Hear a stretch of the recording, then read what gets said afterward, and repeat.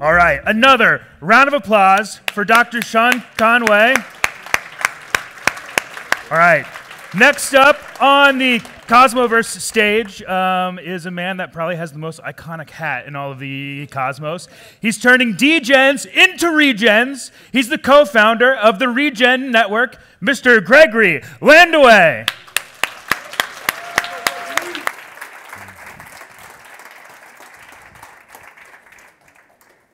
All right.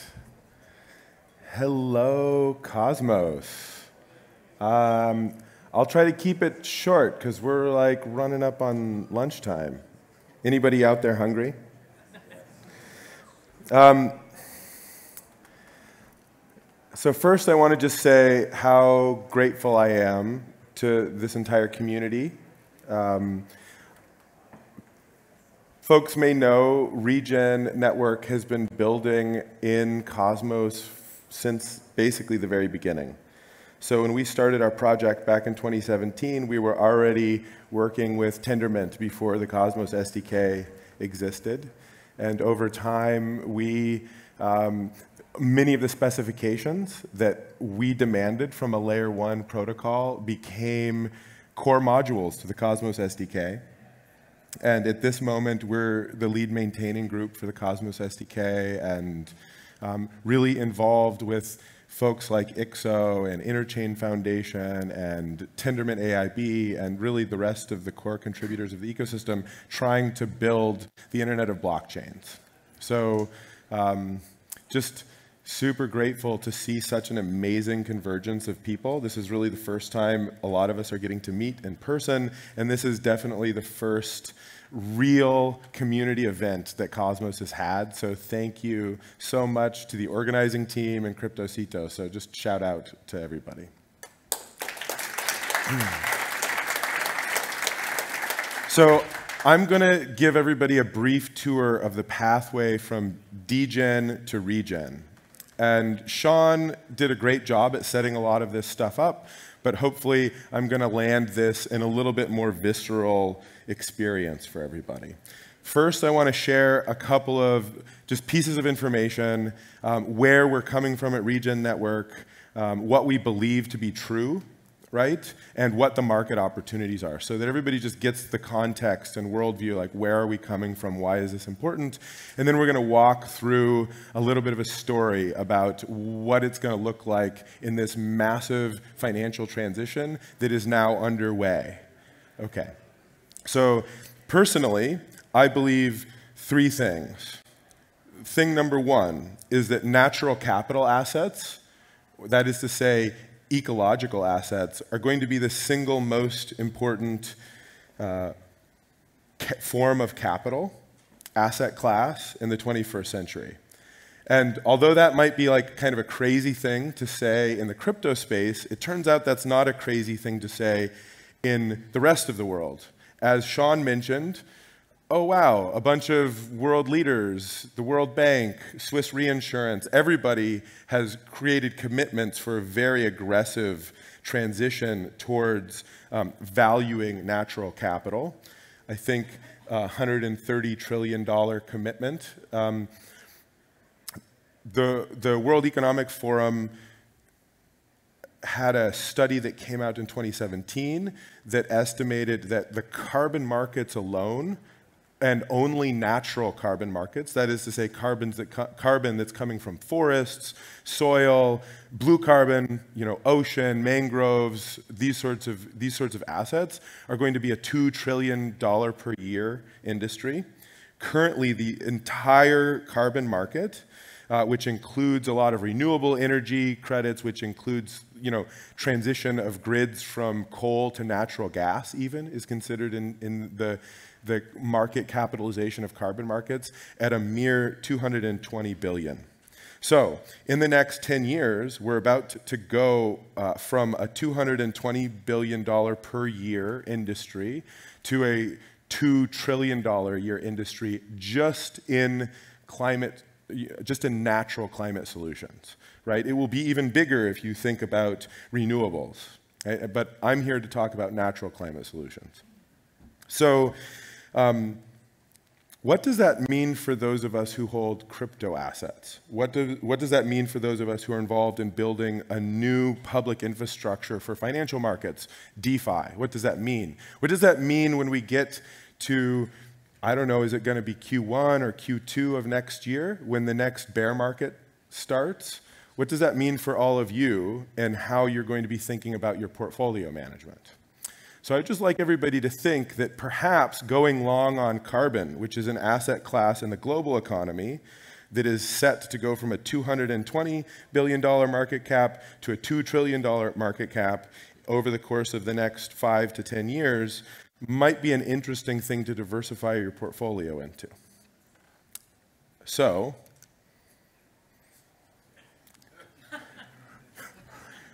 cue the apes.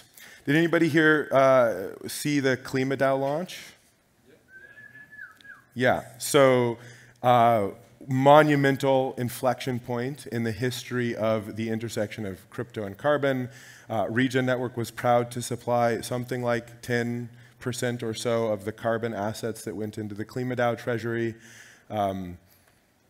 Pretty exciting to see a algorithmic reserve currency backed by carbon credits reach a $1 billion market cap in a week. Okay, so the guy who's standing up on stage isn't bullshitting you. This is a big deal, right? So we see all of the market signals starting to accumulate. I want to talk a little bit about, I want to bring some restraint, right? Because I think, who was the speaker? Was it Daniel Hyung, who I worked together, Stakefish Protocol? Who here saw his talk? Okay, so Daniel and I are part of a group called the BICOWG, the Blockchain Infrastructure for Carbon Accounting Working Group, or something like that, in which we're thinking about things like we've helped F2 Pool offset some of their carbon. We've helped create automated systems for life cycle analysis for blockchains. You know, sort of this vision of what Sean was inviting us to consider, where we start to automate our protocols to be offsetting themselves as just the nature of things. So if you're trading on a DEX or you're trading in FTs, okay, that's the sort of work that Daniel and I are doing together with a larger group, including KlimaDAO and other folks. This is all sort of to set the context that if we totally ape into the carbon space without building the right infrastructure, we're fucked.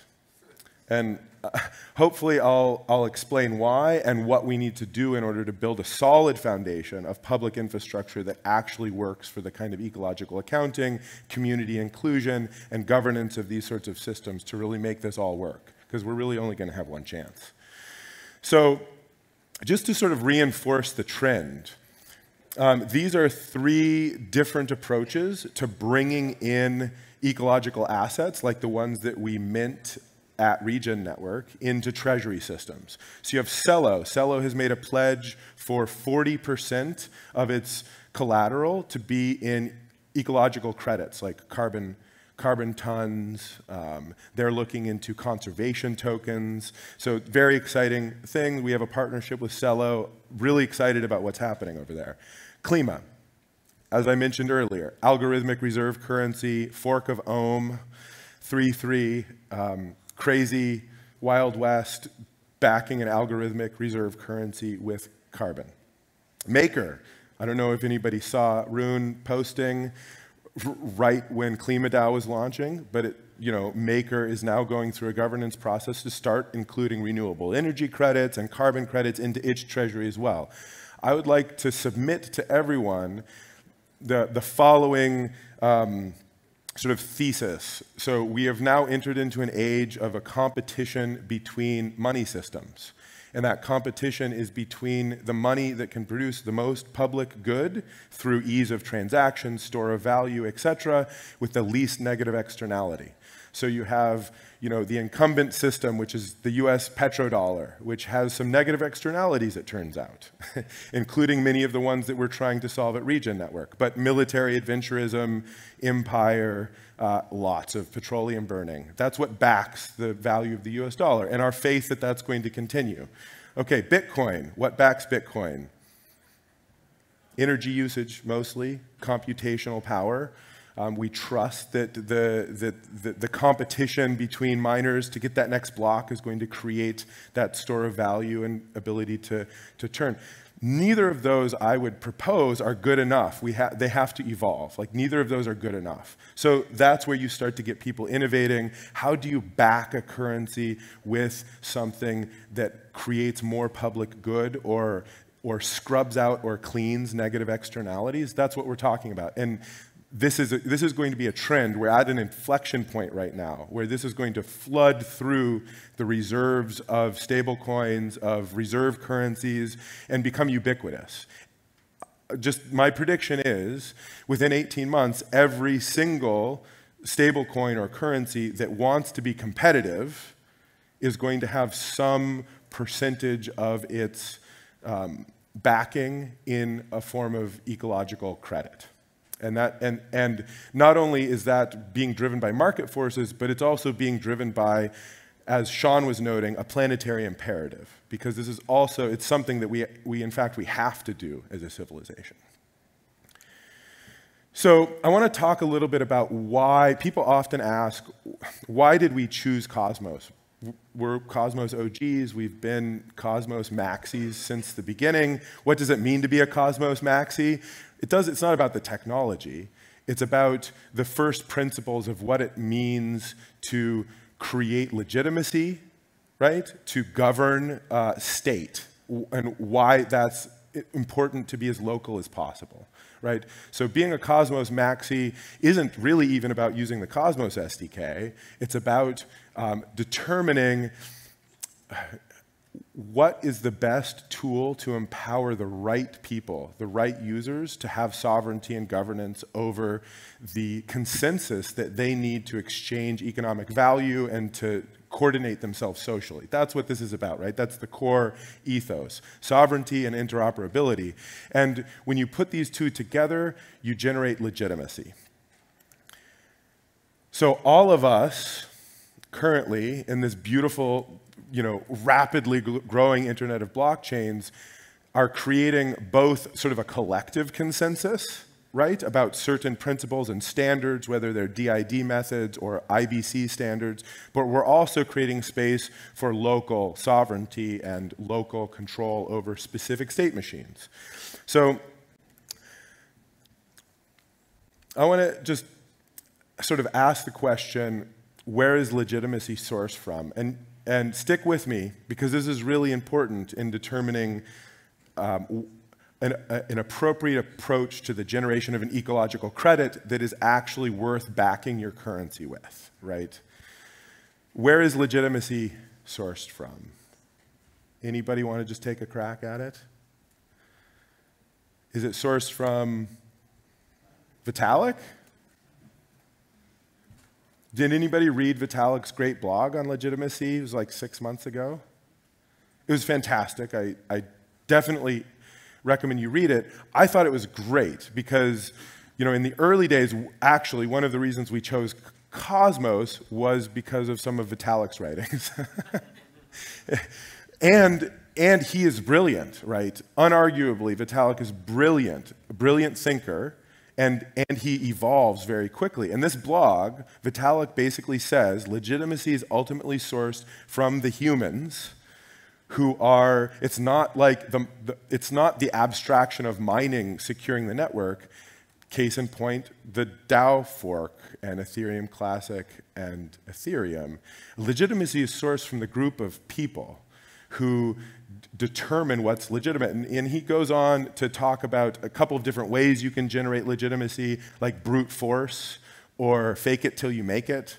Or legitimacy can be sourced from the grassroots social process, from the ground up, of like what our consensus is, the unspoken consensus we have. And that last one, that's the essence of Cosmos.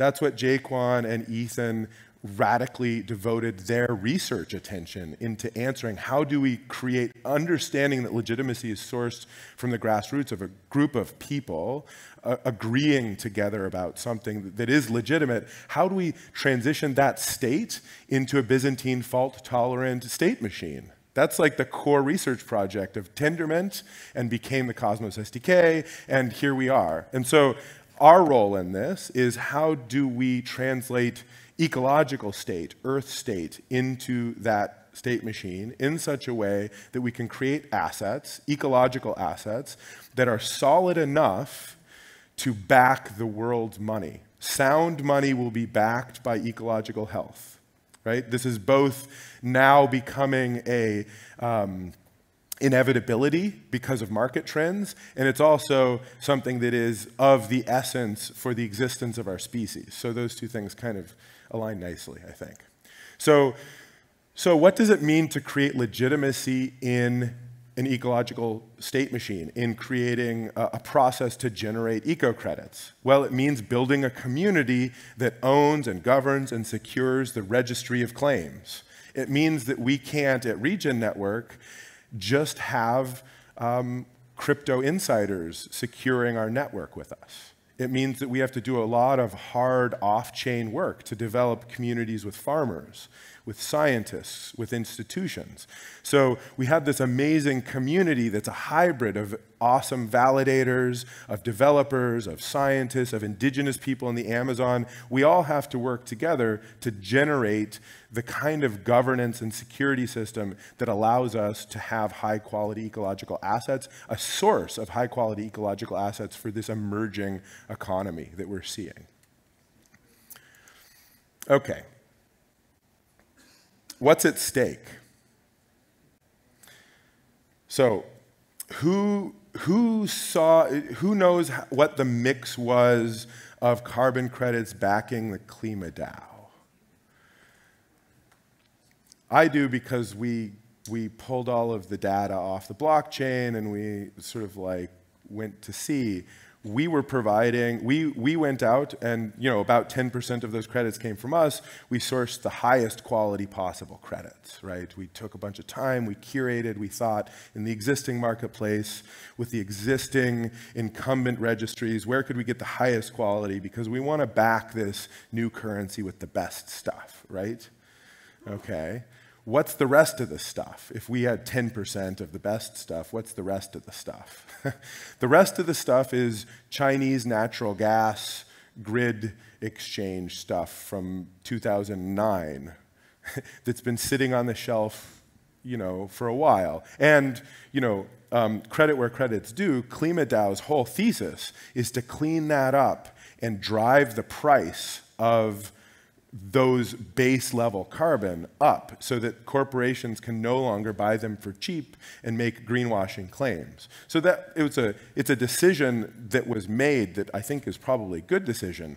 But if we're talking about long-term backing a new asset class, a new type of money, how do we make it the most sound money possible? I mean, my proposition to all of you is we don't want a subprime carbon crisis anytime soon, because who's going to be hurt if the entire market collapses? Well, it's going to be the farmers and the land stewards and the indigenous people that actually are stewarding the earth that are going to be hurt in that scenario. And it's going to be legitimacy that's hurt in that scenario.